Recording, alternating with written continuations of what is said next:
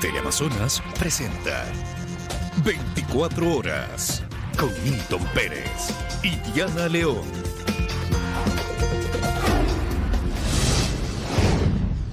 Aquí empezamos. La ministra del Ambiente, Sade Fritzsche, es convocada a la Asamblea Nacional para que dé explicaciones sobre los permisos ambientales otorgados a un proyecto inmobiliario en Olón, cuya empresa estaría relacionada con funcionarios del gobierno. Vámonos en directo a la Asamblea con Karen Haro para que nos dé detalles. Hola Karen, buenas noches.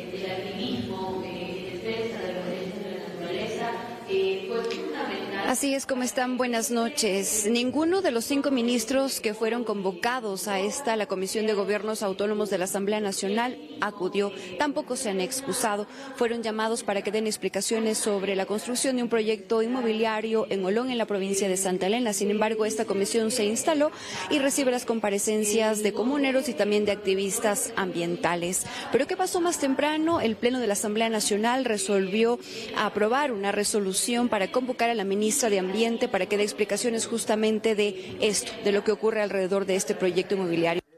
Estas declaraciones del presidente de la Asamblea, Henry Kronfle, sobre el caso Olón fueron motivo de un roce con el correísmo en el Pleno este miércoles. Yo conozco muy bien al presidente de la República, conozco a su familia y yo no tengo ninguna duda de que esto tenga ninguna cuestión cuestionable, por decirlo de alguna manera. Que yo sí pediría que agotáramos el debate y se lo voy a decir con el infinito respeto que le tengo. Yo sé que usted tiene una posición al respecto, es amigo del presidente, de la familia, lo ha dicho públicamente. No me confundan las cosas, por favor, no le ruego. Pidí un punto de información.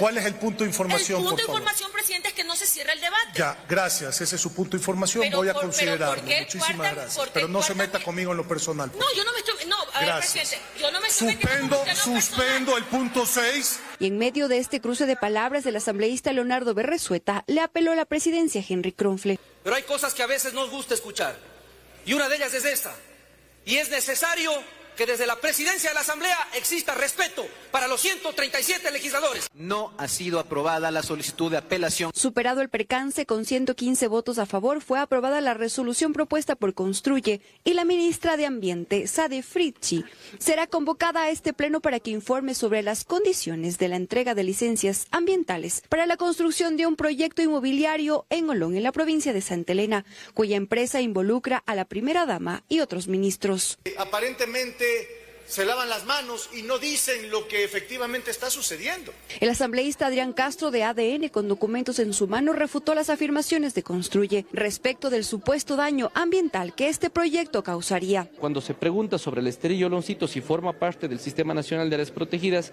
se nos certifica que no es área protegida y que el proyecto intersecta con el bosque y vegetación natural esterillo Oloncito. ¿Cuándo se inició el proceso dentro del MATE para este proyecto? Y la respuesta es que el proyecto o el ingreso y el trámite de este proyecto es el 26 de septiembre del año 2023. ¿Por qué consulté esto? Porque es muy importante conocer los tiempos, porque en este tiempo, al menos al 26 de septiembre de 2023, no se posesionaba todavía el gobierno. La convocatoria a la ministra encontró el respaldo en la Revolución Ciudadana y también en el Partido Social Cristiano. Y dejen de buscar culpables. Ya que se dejen de argumentos baratos. Son denuncias que preocupan, son temas sensibles. Yo creo que una explicación clara va, obviamente, a dar tranquilidad al país. Y la respuesta de la ministra de Ambiente vino mediante esta publicación de su cuenta oficial de X. La Asamblea ha resuelto convocarme a comparecer ante el Pleno. Asistiré gustosa y aclararé que toda la información oficial es y siempre ha sido publicada en los portales del Ministerio del Ambiente. Además, en este extenso comunicado, puntualizó que la zona donde se construye el proyecto urbanístico no corresponde a un área protegida. Además, explica que el trámite para el desarrollo de dicho proyecto comenzó en la administración anterior.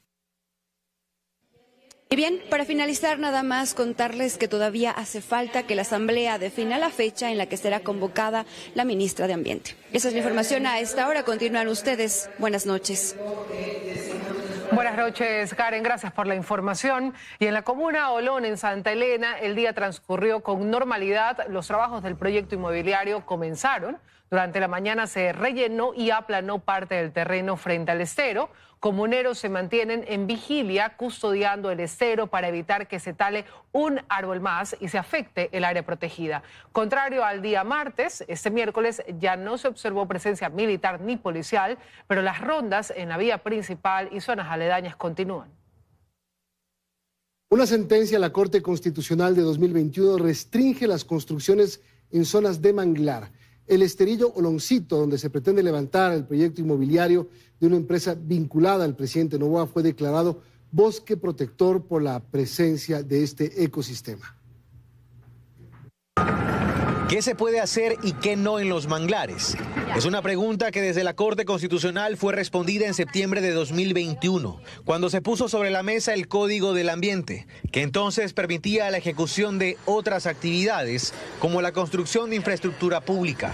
Y ahí la Corte Constitucional puso un punto de orden, especificando que estas obras se pueden ejecutar siempre y cuando no exista la posibilidad de construirlas en otro espacio donde no exista manglar, y siempre considerando efectuar el menor impacto posible. Ramiro Ávila fue el juez ponente en este caso. Y a propósito del cuestionado proyecto inmobiliario que se pretende levantar en el esterillo Oloncito, cree necesario hacer precisiones, pues lo dispuesto por la Corte Constitucional no solo se circunscribe a construcciones públicas, sino a todas. Cuando es bosque protector, significa que tiene que haber un estudio de impacto ambiental que tiene que determinar las especies que hay en la zona y también el daño que se produciría si es que la actividad humana interviene en un ecosistema frágil como es el manglar. Hace casi 23 años, en noviembre de 2001, este sector fue declarado área de bosque y vegetación protectores por acuerdo ministerial, considerando que existe manglar silvestre de pequeños tamaños y otras especies vegetales propias de la zona que se han reproducido de forma natural y que se encuentran en peligro de extinción. Para entonces el manglar era la especie dominante del área y cubría un 30%. La Fundación Oloncito, desde donde se ha denunciado el caso ante la Fiscalía para que se investigue un presunto delito contra la flora y fauna, levantó este informe en enero pasado, evidenciando con coordenadas que el proyecto inmobiliario ECO se asienta en casi el 70% del BVPEO, Bosque y Vegetación Protectora Esterillo Oloncito, que es el área señalada de color naranja. El proyecto ocuparía lo que está delimitado en rojo y en azul, la etapa que está hoy en desarrollo. Me parece que atrás hay violaciones a la ley ambiental, hay violaciones a los precedentes de la Corte Constitucional y también hay violaciones a la Constitución. De plano, un tema polémico que sigue desencadenando reacciones, pues la primera dama es la principal accionista de la empresa que recibió la autorización de parte del Ministerio del Ambiente cuando Daniel Noboa empezaba su gobierno. Y el ministro de Energía encargado se refirió a la situación de Olón y su vinculación a la empresa geosísmica. En rueda de prensa, Roberto Luque confirmó que fue contratado por el presidente Daniel Noboa antes de que sea candidato presidencial y agregó que cuando asumió el Ministerio de Transporte abandonó el proyecto. Mi nombre ha surgido en la materia de un proyecto privado, particular, del ahora presidente de la República, pero que cuando me contrató era un ciudadano más, y mi intervención se dio para un tema técnico y de coordinación técnica de actividades para recuperar un terreno que había sido erosionado por la construcción de una estructura hidráulica hace muchos años, un terreno privado. Y en ese enfoque se mantuvo la participación mía en ese proyecto hasta que decidí aceptar el Ministerio de Transporte y Obras Públicas, y con eso dejé de estar involucrado en ese y en todos los proyectos de la empresa geosísmica. Y sobre este mismo tema, el presidente de la República, Daniel Noboa, reaccionó al inicio de una investigación previa de la Fiscalía al proyecto inmobiliario en Olón vinculado a su esposa Lavinia. Según el mandatario, sus adversarios políticos comenzaron una campaña electoral anticipada. El presidente de la República, Daniel Noboa, rompió el silencio. Mediante una publicación en su red social X, se refirió al proyecto inmobiliario de la empresa Vinacin S.A., en el que su esposa Lavinia Balbonesi aparece como accionista principal. El jefe de Estado insiste en que son sus adversarios políticos los que desean iniciar una campaña antes de tiempo. De su parte, la Fiscalía anunció este miércoles que se abrió una investigación por la tala de manglar en Olón. El primer mandatario y su esposa aseguraron que esta decisión permitirá aclarar la situación y añadieron que cualquier indagación del caso será bienvenida. Más temprano, el presidente de la República cumplió agenda en Guayaquil. Durante la entrega de condecoraciones al valor de servidores policiales, habló sobre los ataques recibidos por desenmascarar a un sistema corrupto en las cárceles del país. Podemos decir que la campaña ha empezado para el 6 de febrero, porque todos los que fracasaron en el pasado y quieren en un futuro estar en el lugar donde estamos nosotros, ya empezaron a atacar. El primer mandatario también se refirió a lo ocurrido en la Embajada de México en Quito el pasado 5 de abril. Y no vamos a permitir que un prófugo de la justicia se nos lo lleven del Ecuador. La ministra del Interior, Mónica Palencia, también asistió a este acto de condecoración. Aquí la representante de la cartera de Estado presentó al nuevo viceministro de Seguridad Nacional, General Fausto Patricio Íñiguez, y agradezco públicamente que haya aceptado el desafío de acompañarnos en el Ministerio del Interior. De su parte, el comandante general de la policía destacó los resultados de los más de 250.000 operativos realizados a escala nacional desde la declaratoria del conflicto armado interno en el país. Se han incautado, señor presidente, 6.299 explosivos y 123.000 municiones. Desde la Policía Nacional se asegura que las muertes violentas han tenido una reducción en Ecuador.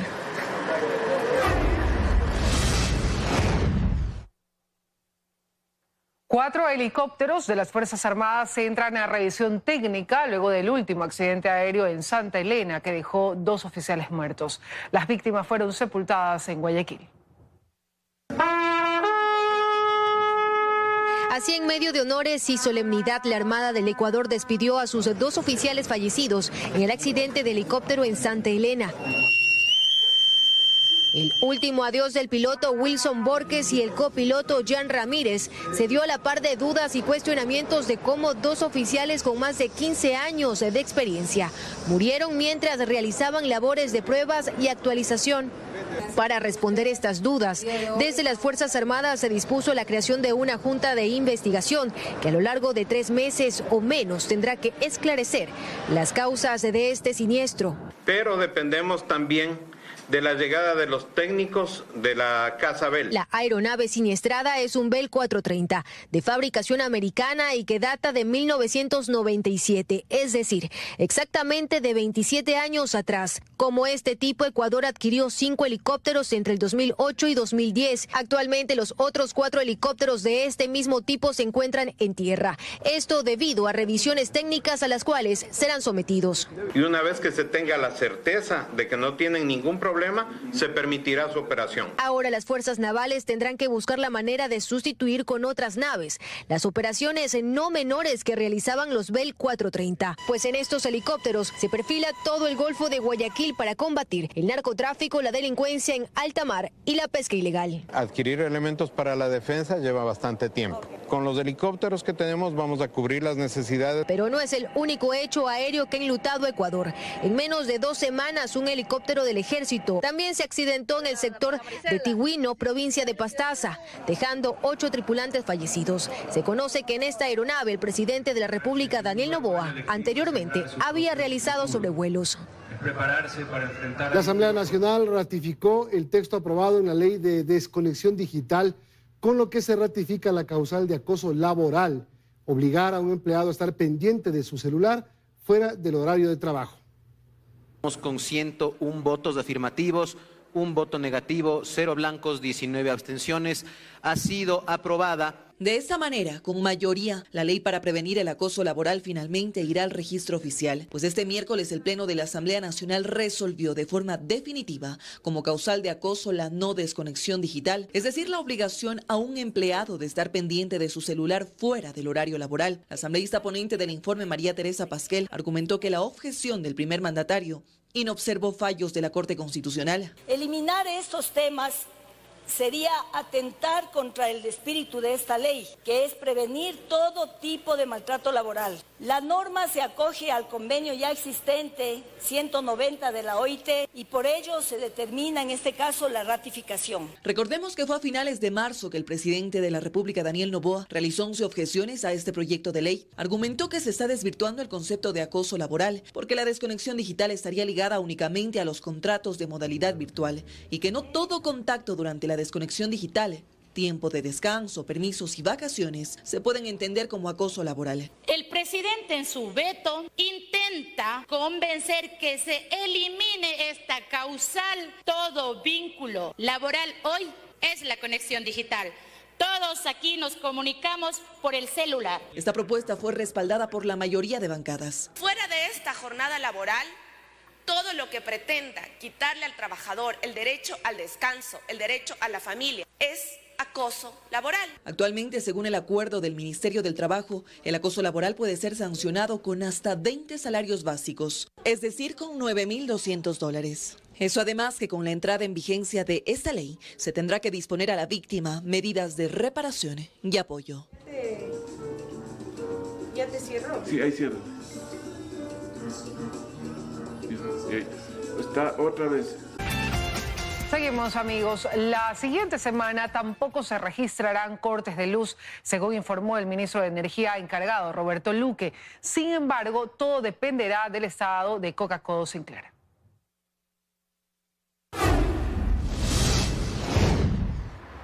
Que la suspensión en los cortes de energía se mantiene hasta el siguiente fin de semana fue lo que aseguró el ministro de Energía y Minas encargado Roberto Luque este miércoles en su rueda de prensa número 13. Sin embargo, aclaró que esto dependerá de que la central Coca-Cola Sinclair no tenga más paralizaciones debido a la alta sedimentación. La demanda pico entre 6 y 9 de la noche, necesitamos que la oferta de energía eléctrica abastezca el consumo y si es que Coca-Cola sale en esa hora, siempre puede haber el potencial de haber problemas hasta que no contemos con la nueva generación.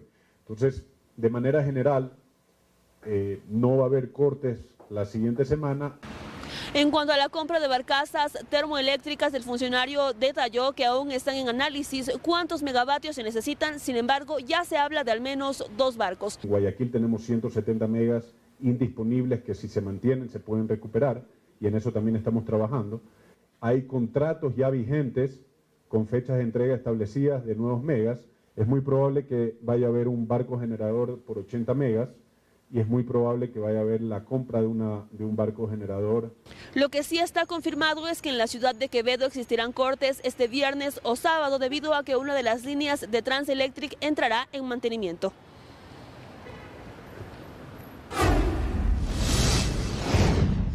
El Consejo Nacional Electoral dispuso la publicación de los resultados del referéndum y consulta popular en el registro oficial, luego de comprobar que no existen recursos pendientes. Mientras tanto, ya se avanza en los preparativos de las elecciones 2025.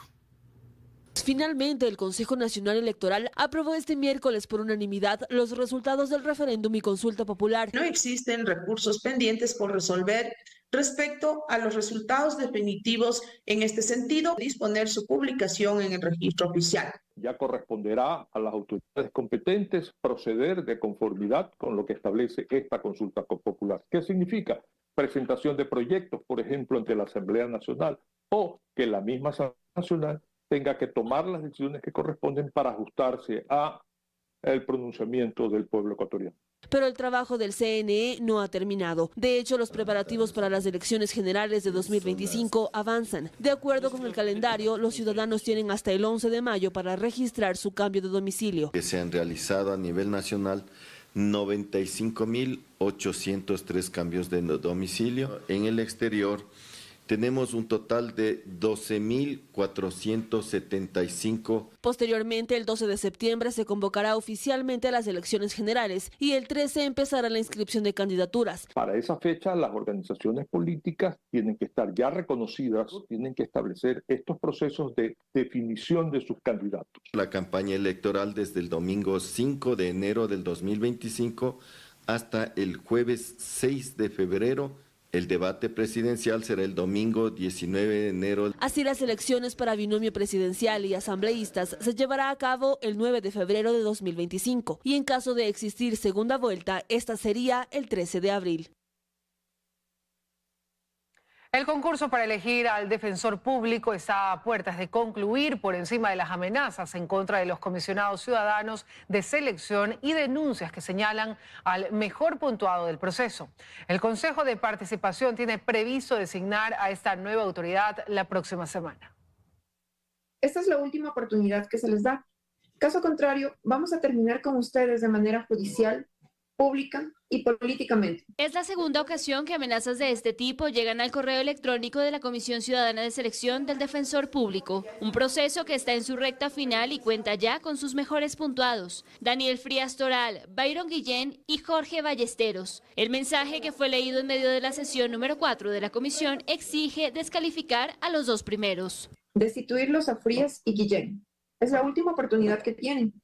El camino está listo, se les ha involucrado en caso Metástasis. Estamos respaldando las actuaciones que hacen porque nadie puede ser amedrentado en este caso por cumplir su trabajo. Sin embargo, de eso ya se han iniciado las acciones correspondientes en Fiscalía por parte del Consejo de Participación Ciudadana. El concurso lleva más de 2 años de desarrollo y no ha estado exento de cuestionamientos, denuncias y resoluciones que solo han alargado la espera. Ahora, a días de concluir a esta amenaza, se suma información que salpica a quien al momento se vislumbra como virtual ganador: Daniel Frías Toral, quien es propietario de un vehículo que perteneció al prófugo Javier Jordán y que fue utilizado por el exasambleísta también prófugo Ronnie Aliaga, ambos procesados en el caso Metástasis. No obstante, según lo explica el consejero Juan Esteban Guarderas, sin existir una denuncia real, el Consejo no podrá hacer más que continuar. Nosotros, por Constitución, no podemos actuar de oficio, necesitamos que alguien nos denuncie. Entonces yo no puedo perseguir o investigar irregularidades que no se nos ha puesto en conocimiento.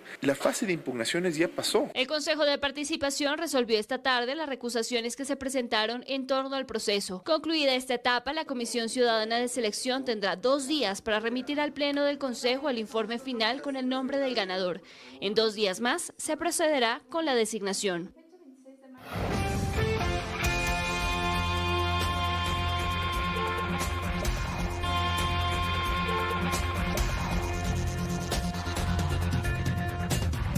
Seguimos. Más de 200 uniformados intervinieron 3 zonas del noroeste de Guayaquil.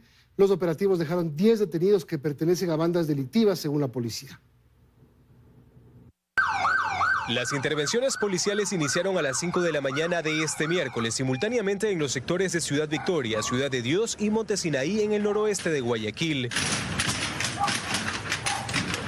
donde los agentes del distrito Nueva Prosperina tenían la denuncia de decenas de familias a las cuales años atrás criminales desalojaron de sus casas y ahora están siendo habitadas por miembros de bandas o nuevas familias que alquilan los inmuebles. En una de estas viviendas, una persona de la tercera edad se negó a pagar la vacuna y fue asesinada dentro de su domicilio. Y tras una investigación de casi 2 meses, el día de hoy, con 200 policías en varios sectores, comenzamos a intervenir. Más de 40 casas fueron allanadas. En una de estas se encontró a este sujeto, quien aseguraba ser menor de edad, pero en realidad, según la policía, tiene 21 años y en noviembre del 2022 se fugó del pabellón 3 de la penitenciaría del Litoral. A él se le decomisó droga y un cuaderno donde lleva el registro de casas extorsionadas. Encargado de llevar la economía criminal de todo un barrio.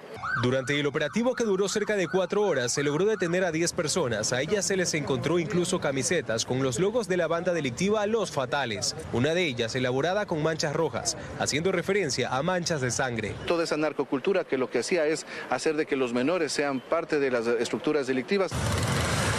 La policía del distrito Nueva Prosperina está tras la búsqueda de 5 criminales identificados como los más buscados de esta jurisdicción. Según las investigaciones, ellos se apoderan de casas. Joel Zambrano, alias Chino, Fabián Sanizaca, alias Peso Pluma, Alan Sacón, alias Bemba, Nixon Bedoya, alias Gorra, y alias Comandante J de los Choneros. De él, la Policía Nacional aún no conoce el nombre. Las detenciones y recuperación de casas se dieron en medio del operativo Resurgir número 19, que forma parte del programa de la Policía Nacional para erradicar a los grupos de delincuencia organizada en el noroeste de Guayaquil.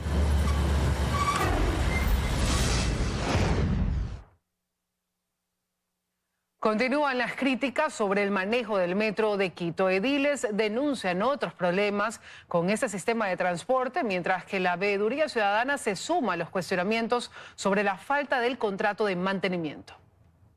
La falta del contrato de mantenimiento para los trenes no sería el único problema que enfrenta el Metro de Quito. El exalcalde Mauricio Rodas asegura que ninguno de los sistemas con los que opera este transporte cuenta con un contrato para este servicio. No existe un contrato de mantenimiento para el sistema eléctrico del Metro de Quito, para el sistema de comunicaciones, para las rieles, para la catenaria, para los elevadores, para las escaleras eléctricas, para el túnel. Ante la alerta levantada por el Consejo Metropolitano y exautoridades municipales sobre este tema, la Veeduría Ciudadana del Metro asegura que solicitó transparentar la información sobre la situación actual de los trenes y su mantenimiento. Decidieron dividir la operación por un lado, contratar una operación por un lado y el mantenimiento llevarlo y subdividir los 13 subsistemas que había. Esta subdivisión de esos 13 subsistemas no tiene absolutamente sentido, ya que la participación de empresas grandes con experiencia en esto no se van a interesar por proveer mantenimiento a sus sistemas individuales. Sin embargo, los problemas de esta empresa municipal no giran solo en torno al mantenimiento. Durante la sesión del Consejo Metropolitano, ediles dieron a conocer los incumplimientos con el operador internacional y se denunció además el exceso de gastos en los que se estaría incurriendo en esta entidad. El sueldo del gerente es alto, son $6.240 y tenemos 67%, casi 70% de funcionarios que ganan más de $2.000. Son 5 meses, $12.5 millones que no se han pagado al operador internacional. Aquello también hay que decirlo. ¿La responsabilidad de quién, señor alcalde? ¿Le ocultaron la información? ¿Usted lo sabía, señor alcalde? Le cuento. Con esto, las autoridades que dirigen la empresa Metro suman cada vez más cuestionamientos.